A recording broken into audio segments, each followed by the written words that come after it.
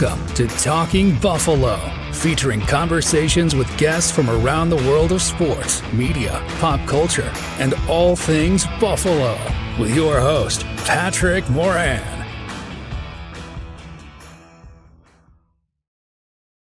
All right, what is going on, everybody? How you doing? Welcome to another episode of Talking Buffalo, your weekday daily driver for Buffalo Sports Talk and more. Today's show is presented by Golf Dojo, your space, your time, your game.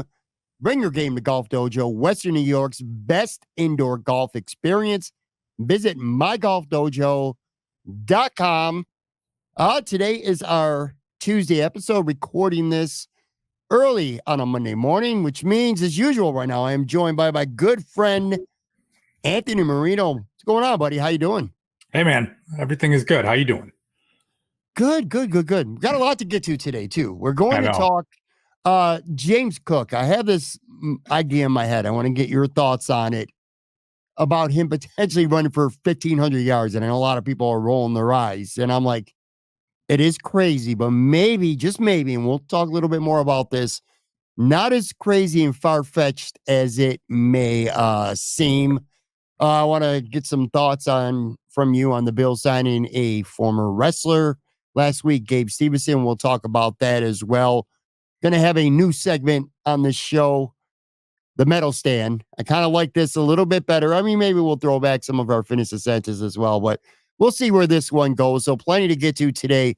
Also, Emmanuel Acho, I'm going to do what I hate doing more than anything else, and that's giving somebody who is a troll, who just wants attention. We're going to give him just that here in a few minutes. Before we get going, though, Anth, early Monday morning news, so to speak. The Buffalo News actually reported on Monday morning that the Buffalo Bills plan to put a bid in to host the 2028 NFL Draft. New stadium hopefully will be up and ready for the 2026 season. Green Bay's got the draft in 2025. Pittsburgh, 2026. We don't know about 2027 yet. Earlier, again, this just kind of broke within the last hour or so. So what are your initial thoughts, and have you thought before about the possibility of Buffalo hosting a draft? Do you think it would work? What are your thoughts?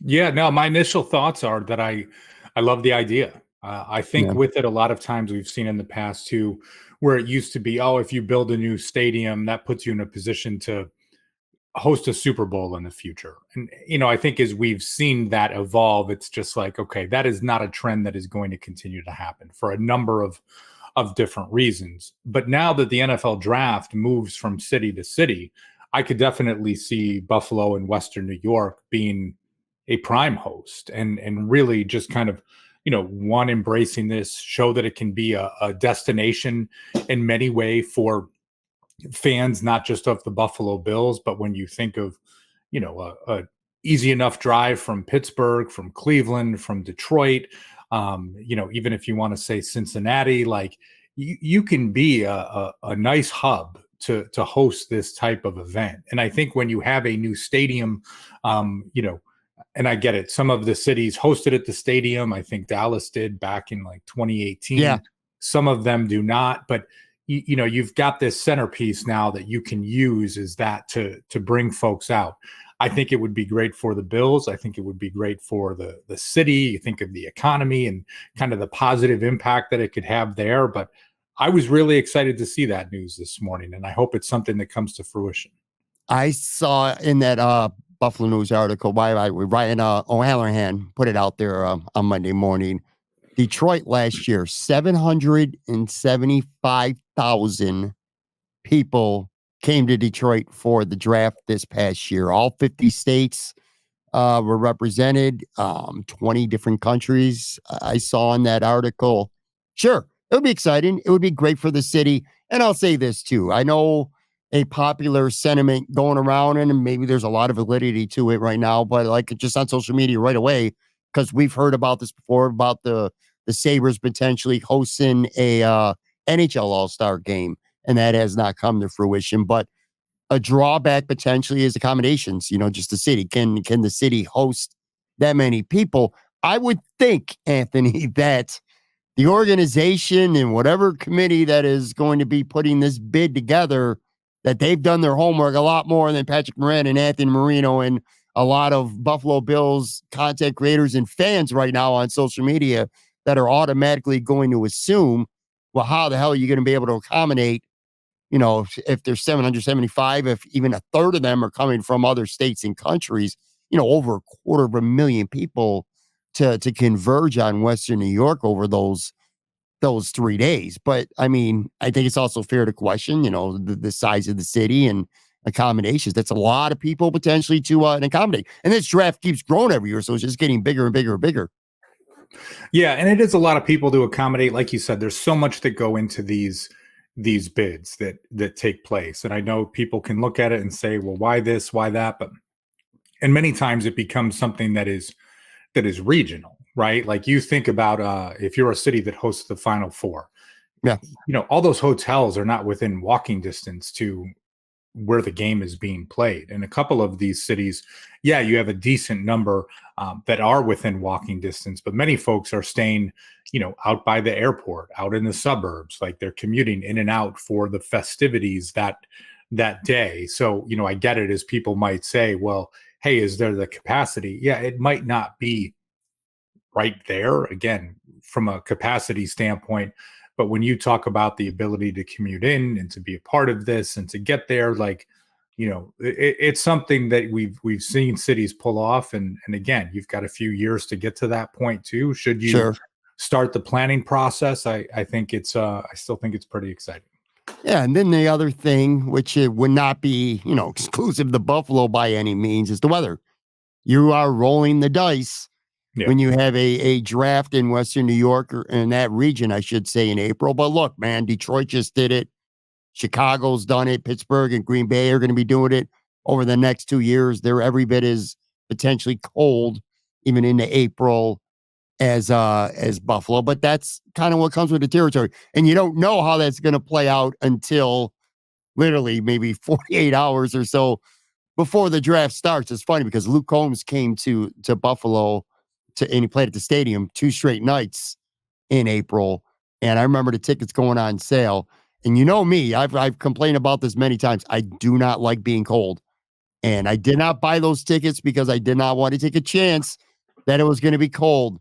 And sure enough, it was cold as shit when Luke Combs came strolling here into Buffalo recently. But yeah, man, look, I think I'd like to see it come here. And, a new stadium, I think Buffalo is very much in play. Like, I think this is a realistic thing that could happen, mainly because of the new stadium, which again will be ready. Hopefully, it's on schedule to be ready for play in 2026. Yeah. And I mean, honestly, 2028 would be the first season where you probably could host, right? I mean, if you're opening in the 2026 season, again, everything seems to be on track. That's fine. But you don't want to have that bid for then 2027. I mean, in essence, that's the end of that first season. So to do it at the end of year 2, I think it's great. I think it makes a lot of sense. And I look forward to hearing fans from other teams cry about it being in Buffalo in 2028. And then the city and the fans absolutely doing a fantastic job, and people realizing that it's a great host city. Well, Bar Bill better expand by then, I suppose. 911 Tavern, you better have more than 8 or 9 tables in your restaurant before 2028. But we'll see how that, progresses. And of course, we'll talk about it if there's any other developments that come from that. Before getting into James Cook, look, I'm hesitant to play this clip, but I got to do it. Because I know the purpose of why Emmanuel Ocko does shit like this. I want to say this too, and we can have a little bit of a discussion about the Bills. I think it's fair to suggest that the Bills could be on a down year. I think it is certainly feasible. They've lost some really good players. They are a team. Brandon Beane and Sean McDermott have said they've used the word transition. This is a team in transition. They can win the Super Bowl this year.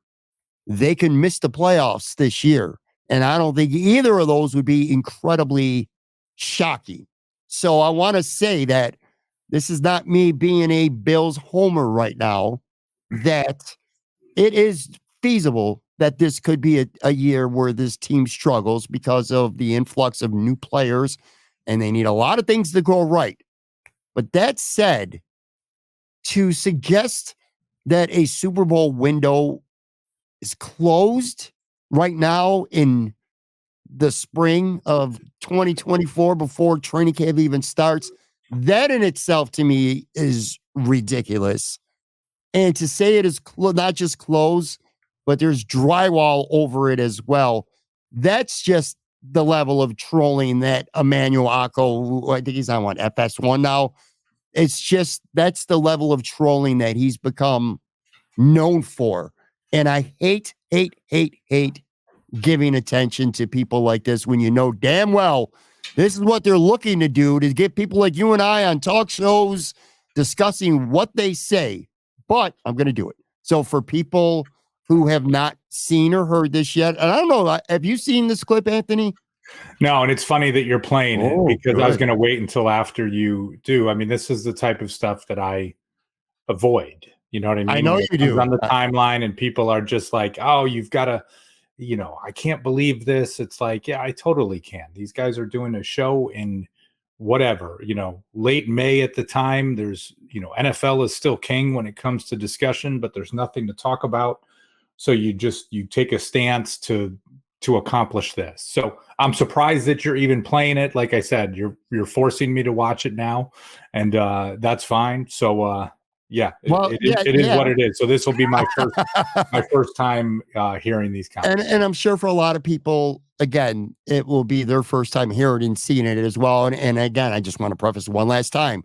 I'm not necessarily suggesting that the Bills not making even the playoffs this year, let alone getting, competing for a Super Bowl, is off the table. But it's just the way it's done. And there's a lot of people out there like Emmanuel, like a lot of people like Nick Wright hates the Bills. Okay, but I almost feel like that's a shtick at this point. Nick Wright says a lot of really, really good things when he's not talking about the Buffalo Bills. He says a lot of really intelligent things. Emmanuel Acho is just a troller, and that's all he is. And on that note, let me play this, and then I'm going to, on the other side, get your reaction. And this is just over the past week, and this is him talking about the Bills and their team and their Super Bowl fortunes for now. Here it is. Bills fans, I'm not even going to attempt to lie to you. I'm not going to tell you a white lie. I'm not going to tell you a partial lie. The truth is, this is likely the worst season y'all will have in the last 5 years. Now, not necessarily by win-loss record, but it is the worst season because y'all don't have hope. None? You don't have enough talent to compete. The game of football is about talent. I remember when we traded away LaShawn McCoy, traded away Deshaun Jackson, didn't re-sign Jeremy Maclin. I was like, we just don't have enough talent. And that's why Chip Kelly didn't make it through the entirety of the next season. We didn't have enough talent, y'all. Dog got to beat the other dog on the opposite side of the field. And the Bills have run out of dogs. Stephon Diggs is gone. Hopefully Keon Coleman can step in and step up, but he gone. Poyer, Micah Hyde, they're gone. Milano coming off a knee injury. Von Miller, his Hall of Fame career resume, his Hall of Fame talent on the field. We haven't seen it in 2 years now. Tre'Davious White, he gone. Everybody's gone. Gone. All of them. Dawson Knox, Dalton Kincaid. That's who you're depending on. 2 tight ends. Really good tight ends. Probably top 10, both of them, I would suggest, in the National Football League. But of course, the Super Bowl expectations are too high. The window's shut. It's shut. They put drywall over it. Now, you got time. Call one of Shady's contractors. See if somebody can get rid of the drywall. There's not even a window anymore. It's drywall. And after the drywall, there's bars. So if you get rid of the drywall, there's going to be bars. And then you can see maybe the sun, a little bit of the sun outside of the glass. But it's done. It's over. It's a wrap. Bills fans, nothing against y'all. I wish y'all the greatest of success. I thought Josh was going to win MVP like Joy. I thought y'all was going to win the Super Bowl 2 years ago, not last year. I knew it was done last year, too. That's where I'm at. Bills fans. All right. Well, again, I get to a point where I hear something like that. And my thought is, and I'm going to get yours right now, that's attention seeking. To go that far in terms of them being done shows. Well, you know what? I've already said my piece. What's yours? So I'll be really honest. I didn't think it was all that bad. I mean, there's no part of it until he said like the part about drywall. I mean, that was like, okay, you're going for effect. You're going for emphasis. Nothing that he said before then from a national talk show do I look at and say, okay, And again, you're out there. There's 32 teams in the league. You're going to look at big names that are no longer there. You're maybe not following things as closely as you're not following things as closely as someone that covers the team on a day-to-day basis, right? If it was someone local on the beat, one of those things, usually I'll take more umbrage with what they might say if it feels like it's a little bit more sensational than someone like Emmanuel Acho. So to me, it was, I honestly, again, I avoid those clips. I mean, there are certain national shows that I will follow, more like national podcasts, because I feel like they're individuals that do spend the time and do the homework, and and that part is fine. I don't know the name of the show, right? So I can't even like say, oh, I'm avoiding it, this and that. It just, look, you're looking to get attention, and you gave him some more today. And I know you didn't want to do that. But again, until he talked about drywall, like, listen, if your opinion is that the Super Bowl window is shut for the Bills for this season, that's fine. To me, that if you're going to talk about the Super Bowl window, the challenges that they have, it's because their schedule, the opponents on their schedule is incredibly daunting as opposed to anything else from a talent standpoint. Like, and sometimes that's the part that plays out. But I guess after all the buildup, I was expecting it to be worse, and it was just like a nothing. All right. Talking head talk show. Like, I need to, get a reaction, and he got one. Well, I'll say this: when it comes to national media, there's two types, and this isn't necessarily a criticism of the national media. Well, at least the first part, anyway. Is you're not as locked in on the team. And again, that's not really a criticism, because if you're an NFL, if you're a national analyst, if you're talking it on TV, your job's to follow 32 teams, not one. And we live today in a society of takes, and that's just how it goes. You got to say something for effect to a point, but at least have an informed opinion. And what I take more issue with is the other types of people, which are like Emmanuel Acho, who just are going to say things. So again, to do what I just did, play his clip on the show and talk and to react to it, get people to watch it, get people to click it. He's uninformed about this football team. And that's what bothers me. Like, some of what he said is true about players being gone. I mean, that's not even debatable. It's kind of funny. He doesn't mention Mitch Morris. I don't think he mentioned Mitch Morris. Mitch Morris is probably, outside of Stephon Diggs, maybe their biggest loss, as opposed to, you can make arguments that the Bills might be better at safety this year than they were last year. Hate to say it, but it's true. But here's one thing I'm gonna push back on you when you say, like, these guys, not doing the work, and I get that part, but we know they have, like, research assistants, they have producers, they have people that they know what they're doing. If you do the show and you just talk about what is good, you're not going to share a clip of Emmanuel Acho said all these nice things about the Buffalo Bills. You're just not going to do it. No one is. And these shows know, and it's probably with specific fan bases too, like, they have the research, they have the data. Like, you poke the bear with the Buffalo Bills, they are going to get up in a tizzy, and they're going to share it, and it's going to draw mentions, it's going to get YouTube shares, all of these things that, like, feed the algorithm, right? And then it's going to kind of come out, and it's just like, hey, we did some great numbers talking about this Buffalo Bills stuff.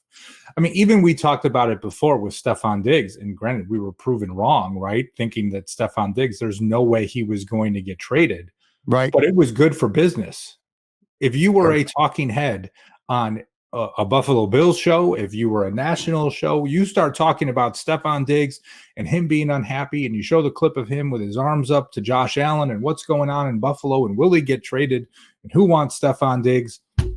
Numbers, right? It's like playing the hits, and it's something that works. So these guys, they know what they're doing. Nick Wright knows what he's doing. That is a smart man, that, like, when he says something about the Buffalo Bills, and people that have never watched his show once, stumbled across it for anything, all of a sudden care what Nick Wright has to say, when you've ignored everything that he said for 99.9% of the time because you don't watch his show. So it's, it's one of those things where it's just like, we got to give these guys, I think, a little bit more credit because they do know what they're doing. And even if it is uninformed, it's like, listen, I got these talking points. I can put the script together and we're going to do some numbers because Buffalo Bills fans are going to take this. They're going to eat it up.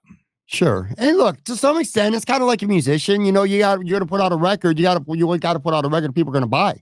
You know what I mean? Otherwise, what's the point? You're not going to make a good living. You're not going to be successful commercially and financially if you're making records that you might like, but ain't nobody buying them. So you got to get stuff that people are going to want to buy. It's funny you mentioned Stefon Diggs too, because for sure, as a Bills content creator, he got traded as we tape this 2 months ago today. And I probably have gotten a good 7 weeks of talking points and content out of that. Some shows primarily around him, others where at least he's been a part of it, talking about it, and it always consistently gets that interaction, good and bad, from fans. I mean, holy shit, you want to talk about a guy that people either love or hate right now in Buffalo? Stefon Diggs is about as polarizing as it gets. Look, you're right. At the end of the day, again, there's a good chance that the Bills might be around a 500 football team. I personally don't think that. I think they're a lot better than that. But if you're going to make those points, and you're right, and again, I'm kind of straying away from what you're saying because you're accurate and you're right. But you look at this football team and, you're just glossing over like Josh Allen like he's Kirk Cousins. This is one of the best 3 quarterbacks in the NFL. So alone, he's going to put his team on the back and win some games. Just nothing else but having one of the top 3 quarterbacks in the NFL is going to do that for you right there. Right. So, but my thing is, if you're a fan of the Buffalo Bills, that is not where you're going for your content. Oh, right. So like if you are looking for something to talk about who the team is and what they can do, and I do feel like the thing that matters most when you talk about this, it's just like you can look at the schedule. You can look at the primetime games that the Buffalo Bills will be in. When Mike North talks about like, hey, Josh Allen is that guy. And it'll be great. It'll be great this season when then the Bills come out or Josh Allen and has a great game. And it's like he can still be that guy. Like it'll be fun. It'll be a lot of I told you so. And it's what makes, this type of stuff that we get to do. It gives us something fun to talk about. Especially in early June, it definitely does. But yeah, I mean, you got Josh, you got a team that's won a lot. So you got that winning culture embedded here in Buffalo now. And you got a bunch of young, ascending, talented players who aren't even mentioned in that clip, which will be a nice segue to one of them, James Cook. So here's what I'm going to do. I'm going to take a real quick break, and I'm going to come back on the other side. And again, I'm going to pose probably a kind of crazy question, but maybe not that crazy. Can James Cook get 1,500 yards rushing this year? Be right back.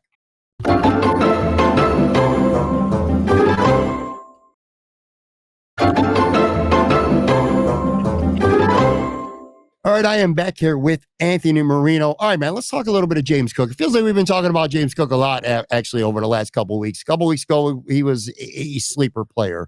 Last week, I should say, we talked about him as one of the guys who had something to prove. Today, I want to kind of go to the extreme. Emmanuel Acho likes to go to the extreme with criticizing the Bills. Let me go to the potentially extreme with I don't want to say a prediction, but can he do it? And that's 1,500 yards rushing. Last year, James Cook had 1,122 yards. Let me just say this. To get 1,500 yards rushing for any running back in the NFL, 17 games now instead of 16, that matters, but you have to average 88.2 yards per game. No Buffalo Bill has ran for 1,500 yards since OJ Simpson all the way back in 1976. Did it three times. Thurman came the closest. He was within 13 yards back in 1992. In fact, Thurman did it twice over 1,400, and Travis Henry. So there are the only other 3 guys who've even run for 1,400 yards in a season. It's been done 94 times in NFL history, 1,500 yards. We'll talk about recent stuff in a minute. But when I tell you something like that, like when I send you the notes over the weekend, I usually give Anthony, for everyone out there wondering how we do the show, I give you a little bit of an outline, just like main talking points, and then we kind of form our own opinions throughout. But what was your first impression when I sent you that? My first initial impression was 0% chance that it happened. Right. Yeah. And I jumped to the math because it's like, listen, That's 300 carries at 5 yards apiece. And listen, we've seen James Cook have the potential, 5 yards per carry for him doesn't seem like too far-fetched. But then it's just like, gosh, when you talk about like 300 carries, and Josh Allen is your quarterback, right? And we know what he can do with his legs. You invest in somebody like Ray Davis. My expectations are in check. I'm not saying that I expect this guy to come in but as a 4th-round pick, it's like, okay, he's probably going to earn a jersey on game days. And then you've got Ty Johnson, who we've both liked. So I just don't see the Bills giving him like almost 20, 20 carries. Sorry, I almost said 20 touches, but I mean, it could be 20 touches when you think of catches and things added to the mix. But I don't see him getting close to whatever it would be, 18 to 20 carries per game. Sure. I completely understand. Well, let me be clear too, because I don't want to be called delusional by a bunch of people. I'm asking this as a question. I would never predict this. I'm just saying that I don't think it's out of the realm of possibility more than anything else. Well, and here's the other thing I was going to say. So my initial reaction was 0% chance. But then it's like you do look at someone like James Cook, and it's like, listen, he is the type of player, he is the type of athlete that he could have one game this coming season where he goes absolutely bananas, right? And it's like, with his breakaway speed, with his ability, the shiftiness, whatever it might be. I mean, if he has a game next season where he rushes for 250 yards and he breaks 2 for 80 yards each, right? It's like, well, listen, it takes one bananas game to then put you into the stratosphere to be able to talk about 1,500 yards. So with that being said, it's just like, okay, yeah, he might not be that workhorse of getting enough carries to be that guy, but I could see him having one of those games that just, breaks the internet. And all of a sudden it's just like, okay, 1,500 yards maybe could be a possibility. And I really think for most players to do that, you either need to have that type of a scenario, or you need to be, the Derrick Henry that's going to get 400 carries on the season and they're just going to kind of run you into the ground. And I don't see that being the case. Yeah, look, there's plenty of factors, way more factors to suggest that it's unrealistic. I don't want to say impossible. Nobody's going to say it's impossible, but unrealistic might be a better term to use, because maybe he's not built for 20. Maybe he's not built for 20 to 25 carries per game for 17 games. He'll have some games like that Dallas game. He carried the rock all day. And if he has like 2 to 3 of those games, that's a different story. Now you're talking like that's a third of 1,500 yards in 3 games. It's not crazy, but yeah, based on his unlikeliness to have 20 to 25 carries a game, based on Ray Davis and Ty Johnson, like you talked about, unlikely for sure. I will say this is not unprecedented in today's NFL for a running back to go over 1,500 yards. It's been done 7 times over the last 5 years, 5 different players. Derrick Henry has done it 3 times. Wow. 3 times, man. Holy shit. 2019, 2020, 2022. Josh Jacobs did it with the Raiders in 2022. Nick Chubb did it with Cleveland in 2022, which, by the way, that's 3 running backs in 2022 that ran for at least 1,500 yards. Jonathan Taylor did it in 2021. And there'd be a little bit of family history here, because the other guy to do it is his brother, Dalvin Cook, who did it in 2020. So like I said, 7 times it's been done in the past 5 years. And James Cook was better once Joe Brady took over. He had 507 yards in 7 games, which was still 72 yards a game. So can he find, if you take Joe Brady's stats as coordinator, what Cook did with him, can he get 16 yards per game more, but over 17 games? Obviously, if you nick an ankle and you miss a week or something like that, you're done. You know what I'm saying? But 88 yards doesn't sound that crazy, does it? 88 yards per game.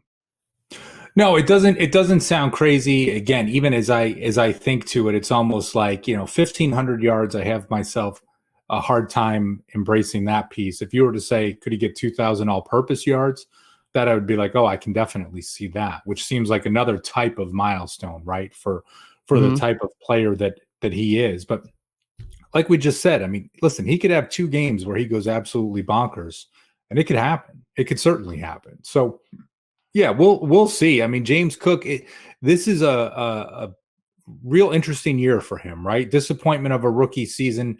Didn't need to use him too much because, you had Devin Singletary as your primary back, comes on the scene last year, becomes a Pro Bowler. It's like, okay, what's that next step going to be? Like, is that the ceiling or is the arrow still pointing up? And this is a prime year for him too, because listen, as a second round pick, it's only a 4-year contract for him. So year 3, I don't want to say it's it, but that's when you kind of solidify yourself in the ability of, is this something that the team would even consider, for a contract extension? Or is it the type of situation where, if you show this is who you are and you can be that type of a playmaker, whether your next contract is with the Bills or not, where you start to position yourself in a light of, what kind of dollars are you going to command?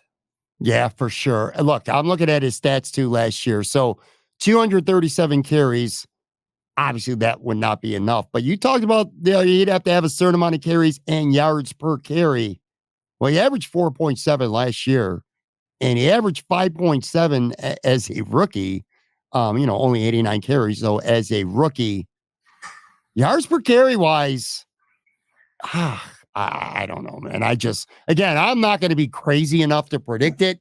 Maybe if we do a crazy bold prediction episode. I will say one other thing, too, that we haven't really talked about much, and that's the Bills' offense.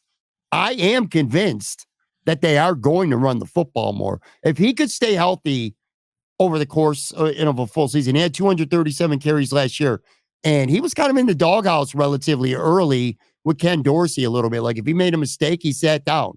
Like, he didn't play that much. Man, I don't know. I don't think it's unrealistic. I'm going to go as far to say is that I don't think it's unrealistic. Is it likely? No, but I'm not going to go as far to say that it's unrealistic because I think this is a football team that's going to want to run the football more. Sean wants to run the football more. Yeah, but I think with that too, it's also dictated by the game situation, right? Obviously, if you're up and it's the fourth quarter, yeah, you're going to look to get the ball to James Cook and run out the clock and eat as much time as you possibly can, force the other team to use timeouts. That's one thing. With this schedule, if the Bills find themselves that, hey, everything is tight or, you're coming from behind or whatever it might be type of game, that kind of changes the narrative a little bit. Sure. That part is there as well. And I am also curious, because everyone says Sean McDermott wants the team to run the ball more. I do wonder, though, down the stretch last year, and again, the Dallas game is one piece, but as you saw it, like when you are playing with a defense that has the number of injuries that the Bills did, was that more of a calculated decision of like, listen, if we're able to run the ball, we keep our defense off the field, we work some clock, we kind of shorten the game, the number of possessions that are there.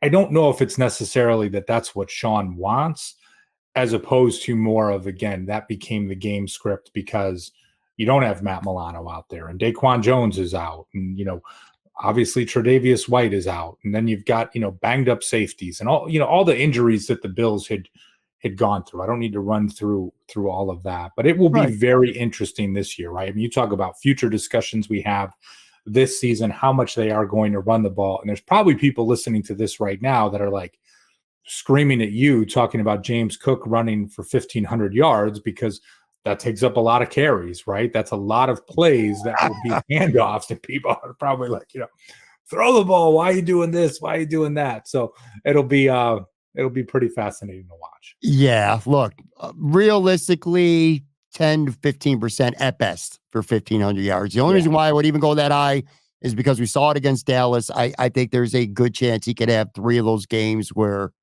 whatever the per average that he would need to be, which is 88 yards, he might double that 3 times in a season to make it interesting. I would say if we did the 2,000 yards from scrimmage, maybe that'd be a little more like that'd probably be about 25 to 30%. What do you have? A little over 1,100 yards last year on the ground and 445. So he had over 1,500 yards, well over 1,500 yards last year.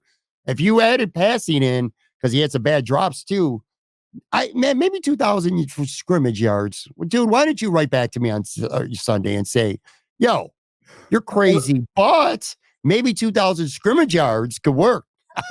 Because I wasn't thinking about that until just as we were having this conversation. I swear to you. That's funny. By the way, so we tape these on Monday mornings, and I like that in a lot of ways, and in other ways I don't, because things can happen throughout the day that we don't end up talking about. But fortunately, with the timing of this, kind of taking a quick little left turn here for just a minute, some significant news in the league. Justin Jefferson literally just now signed a 4-year, $140 million deal.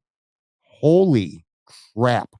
Highest paid non-receiver, of course, obviously, in the NFL. I don't know right off the bat. Oh, there it is. $110 million guaranteed. Quick question here. We'll make this a little Bills related. If he was offered a trade to the Bills, okay, and the compensation would say be a first round pick, but he will only agree to go to Buffalo. Let's say pretend he has a no trade or some shit like that. And you are Brandon Beane, and the cost of acquiring Justin Jefferson for the Buffalo Bills would be 4 years, $140 with $110 million guaranteed. Would you do it? Let's do it. Absolutely. You do it? I would. I wouldn't even hesitate. And I say that it's like, here's a guy, again, coming at the end of his rookie deal. The production has been there, flexible in everything that he can do across the field. He is a bona fide superstar. So to me, that cost, while at first you might, kind of swallow a bit hard when you hear that number, but you look at the Jalen Waddle contract, you look at where things are going. Like, wide receivers have quickly become the, what do you call it? Like the number 2 when it comes to premium positions behind quarterback. So as I look at it, it would just be like, yeah, I would not hesitate. Sure. Plus the salary cap's going up a little more each year. And then the other thing too, if you want to be a little more, even thorough, I would say the Brandon Beane's ability to draft on day 2 and 3 would be really important, because if you're giving them that much money and you got Josh Allen making that much money, you're going to be cutting corners in other areas of your football team. You're not going on and getting a lot of free agents, and some of your own are going to have to walk. That's just the way it works. But the fact that Brandon Beane is drafted really well, and I would have confidence that he'd be able to fill some positions on the cheap, get some cheap labor in the draft. But man, that is a fascinating deal. Look, if there's anybody out there, if there's any non-quarterback who deserves that money, it's Justin Jefferson for sure. Oh, absolutely. I mean, it is, again, It's a massive number. Like, don't get me wrong at all. But when you talk about, as you said, the salary cap going up each and every year, I mean, listen, $30 million for a wide receiver is kind of commonplace now. So for him to get $35 million a year, like, what's going to happen when CeeDee Lamb's contract comes up? What he's going to command? I'm sure it's 36. His number he's looking for right now, right, is at least $35 million and $1 per and a season. penny. Yeah. Yeah. Look, there'll be a handful of receivers who get that money. And I think you're going to also see a lot of teams that are just going to say, you know what, we're just going to keep drafting, kind of like the running backs, you know what I mean? And just try to keep bringing in young talent, cheaper talent. But when you got a guy that good, you can't let him go. Well, and bringing it back to the Bills too. I mean, and there's so many conversations this offseason. Do I think the Bills are going to make a trade at this time? No, I do not. But hey, what is going to happen with Deebo Samuel and Brandon Ayuk and T. Higgins? Like, there's 3 big names there where it's just like, okay, you talk about some unsettled contracts or the future and what that can be. That will be really interesting to see what happens with them following this, in addition to the contract extension for CeeDee. Sure. And last point too on that, if you're a Vikings fan, or if this case you're a Bills fan and you have a Justin Jefferson and you don't pay him and you let him walk, that's sending a bad message to your fan base. There's no way you can do that. You at least got to do the Devontae Adams, trade him and get a couple of first-round draft picks before you get to that point to make something happen. So sure.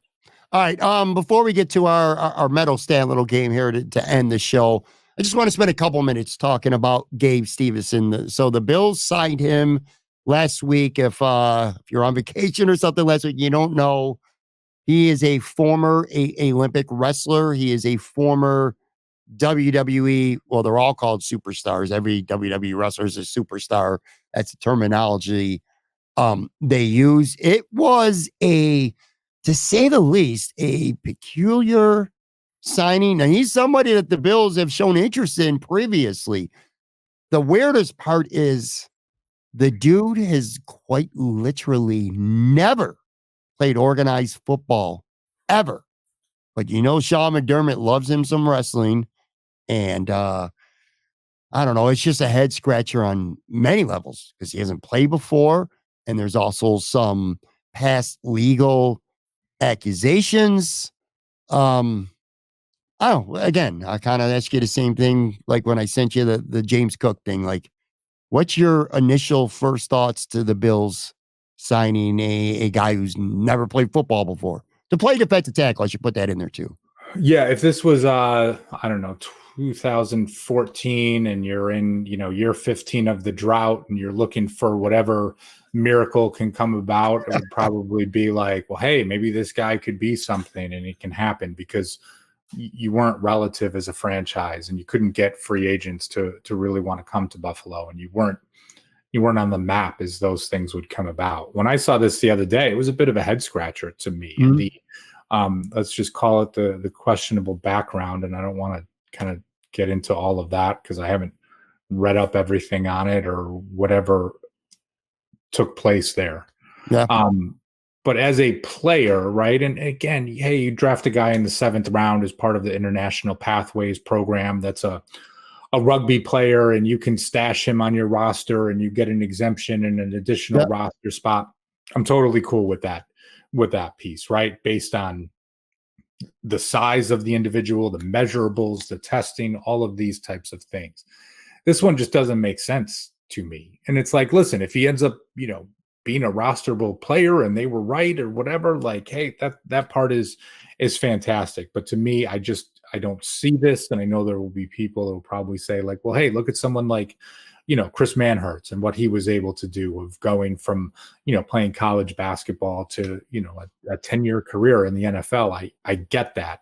But even just based on the size, right? 5'11", 275 pounds, as a defensive tackle, like that's not ideal height. That's not ideal weight. That's not anything. So it's just like, to me, it's a little bit of just like, whatever, man. Like, honestly, it's like, it'll be something that's a story during training camp. And I wouldn't be surprised if he lasts a week before, they replace him with somebody else.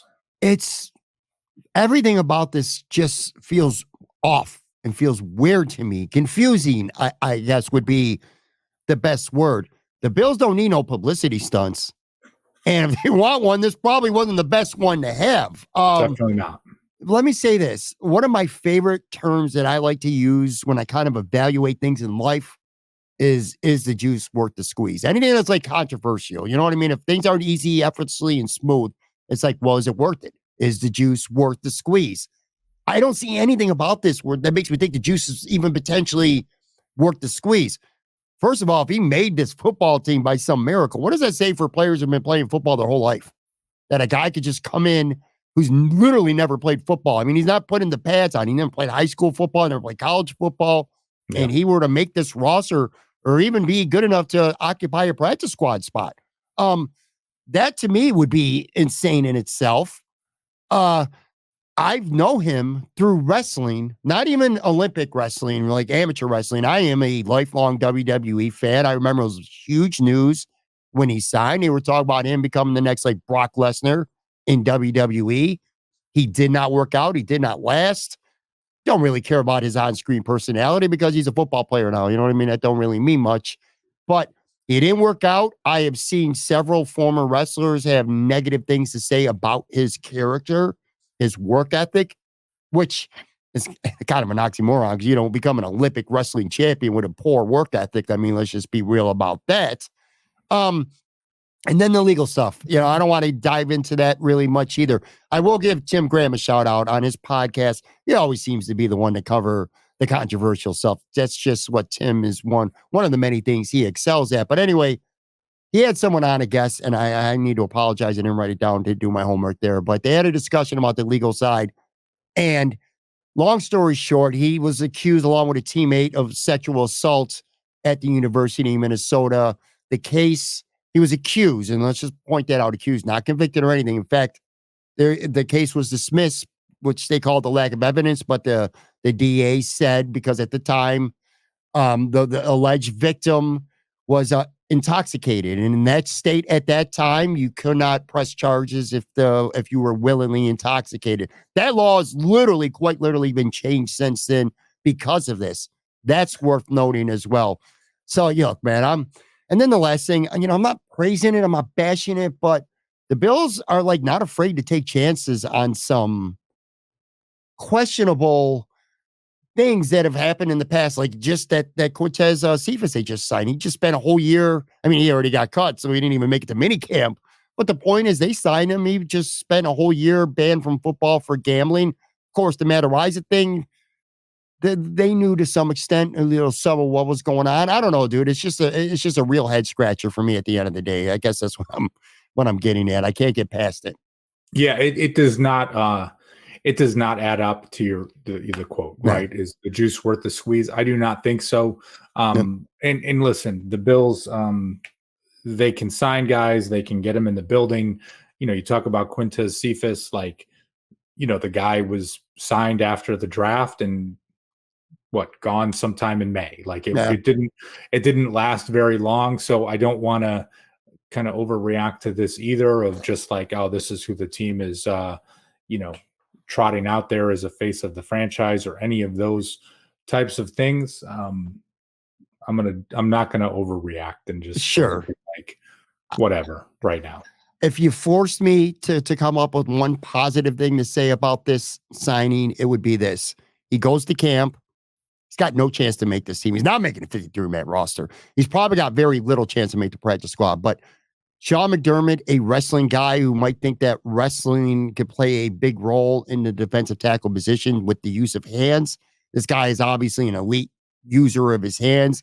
Maybe people like Ed Oliver and the rookie Dwayne Carter and these defensive tackles might be able to learn a couple things in terms of using their hand while he's in Buffalo for camp. You know what I mean? Like maybe indirectly he can help teach a couple of defensive tackles, maybe some hand technique that might help them.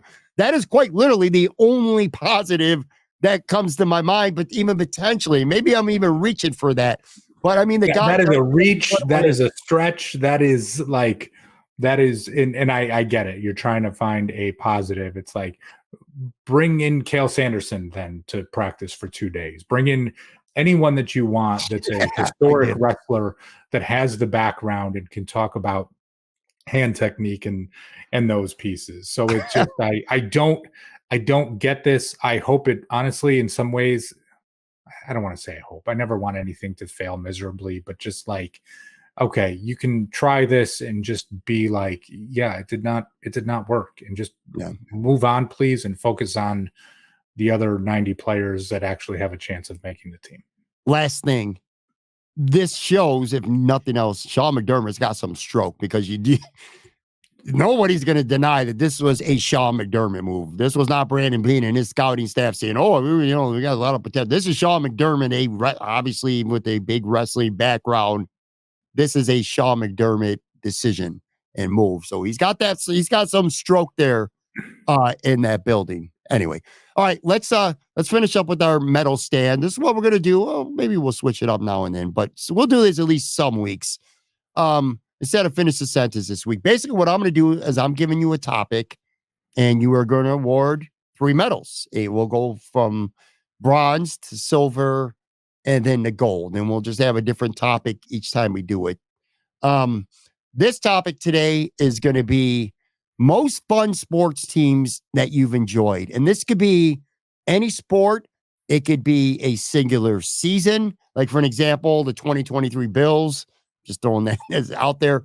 Or it could be an era of a team, like say the late 90s New York Yankees. Not automatically like the most successful teams that you've ever seen in your life, but teams that you enjoyed following and had the most fun following. So that'll be the premise, and you'll kick it off. And start with the bronze and work your way up. All right. Well, you threw me for a loop there at the end when you said an era of a team, because that I feel like is a little different. But I prepared it with what I will call like 3 seasons of team. Sure. So I will just stick with that. And sure. I spent about 11 seconds thinking about this too. You threw me for a little bit of a loop going away from finish the sentence, which is all good. So yeah. In bronze, it is the 1986 New York Mets. Obviously that team beating the Red Sox to win the World Series. Darryl Strawberry, Dwight Gooden, Keith Hernandez, all the great pieces that made that team up. And at least for me, being an 11-year-old, I know there's a lot of behind the scenes things that came out with that team, right? That it was not all sunshine and rainbows, but at least when you talk about something that appeared to be about as fun as it could be, that is my bronze medal. Okay, good one. Real quick side note too. I remember that Game 6, that World Series, the Buckner play. I remember watching it. My dad was still alive at the time. I remember watching. It was pretty late night too. He was half out on the couch, but I remember that play still to this day, and I remember the moment of watching it. Anyway, that was a good one. Go ahead. Next one, 2004 Red Sox, right? The run to the first World Series, reverse the curse.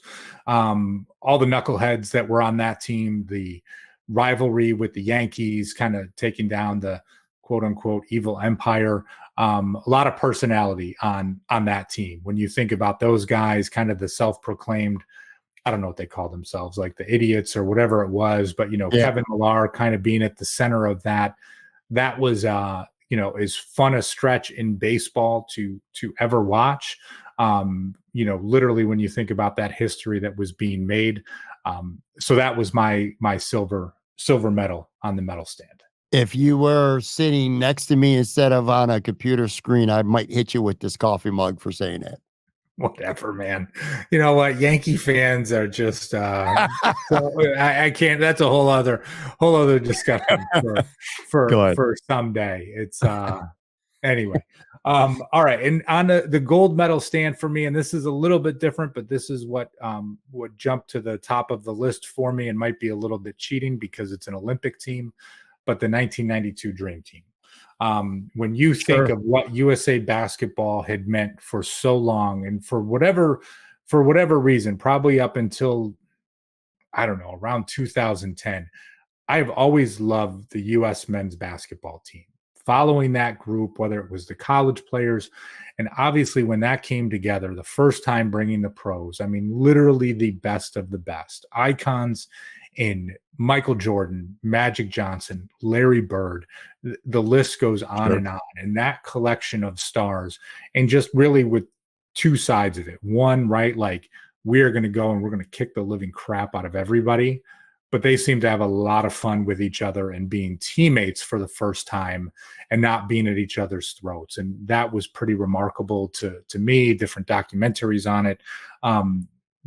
So when you use the word fun, they were fun to watch. It was fun to follow all the buildup of who was going to be on that team.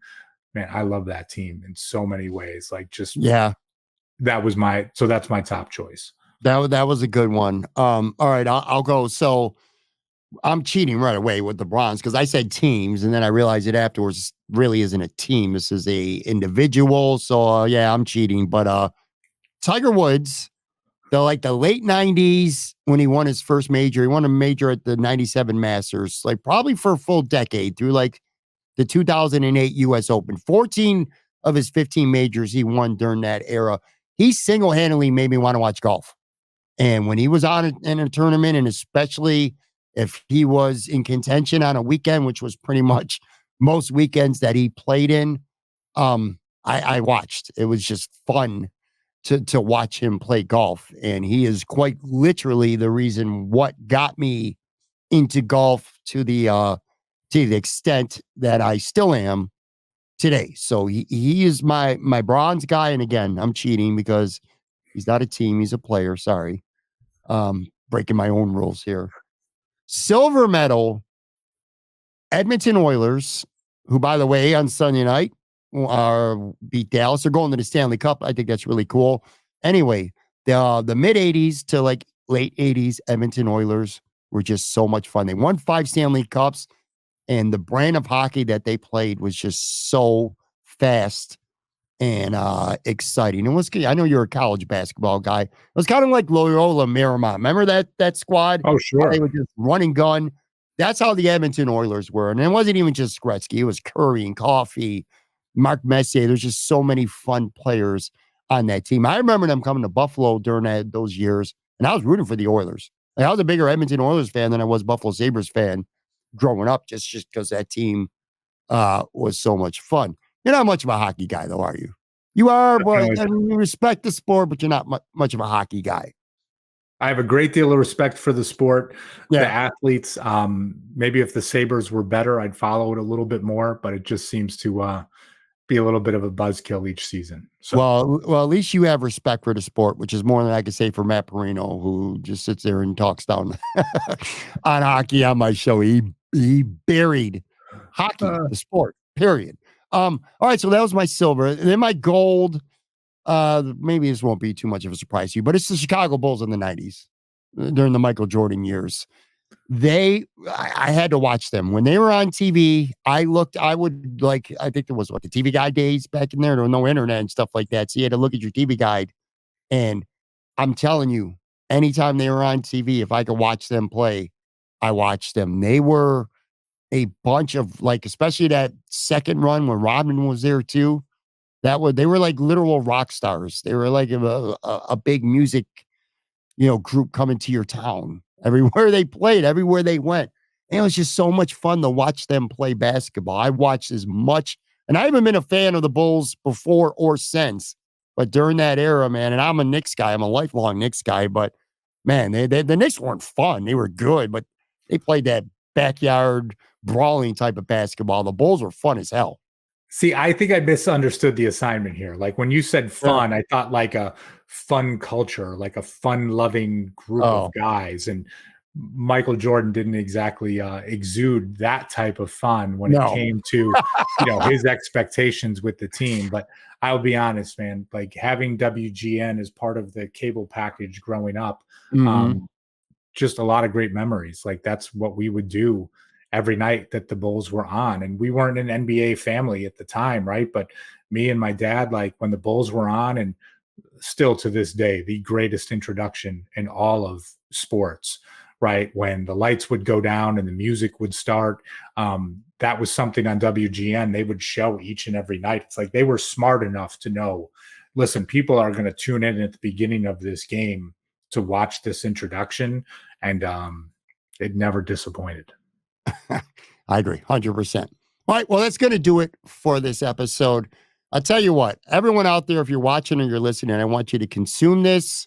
If you're watching on the video side, of course, make sure you hit the subscribe button, leave a comment, helps us continue to grow the channel on the video side. But I also want you to do something else. Consume this, have thoughts, remember it, and then I want you to completely forget about it, because sometime in August, I want to come back with a James Cook 2,000 yards from scrimmage episode. And I want everyone out there to act like we didn't just spend 20 minutes of today talking about the very, very minuscule chance that he'll run for 1,500 yards. But I am not going to dismiss it as a possibility. I think it should at least be on the table. I like it, man. All right, guys. Thank you again for Anthony Marino. Make sure you follow him on Twitter at Anthony Marino. I'm Patrick. I will be back with a brand new episode tomorrow. Talk to you guys then.